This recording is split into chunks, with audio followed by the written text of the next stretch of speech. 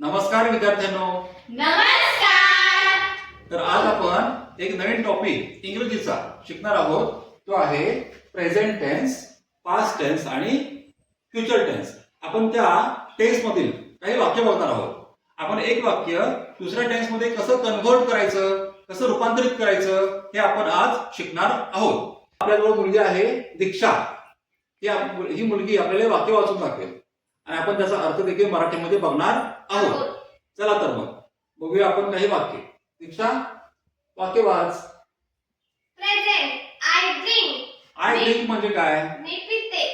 पुढे त्याचं वाक्य आता पास्ट मध्ये काय केलं तू? I drank. आय ड्रँकचा अर्थ काय? पिले. मी पिले. त्यानंतर फ्युचर टेन्स. हेच वाक्य फ्युचर मध्ये कसं झालं? I will drink. I will drink. मी पिणार. आता आपल्याजवळ इयत्ता 6वीची दुसरी विद्यार्थिनी आहे गौरवी. गौरवी, हे वाक्य वाच. ही राईट. ही राईट्स म्हणजे काय? तो लिहितो. तो लिहितो. पुढचं वाक्य वाच पास्ट मधलं. ही राईट. ही राईट. रोट. काय आहे ते? He wrote. ही रोटचा अर्थ काय? तो लिहितो. तो लिहित.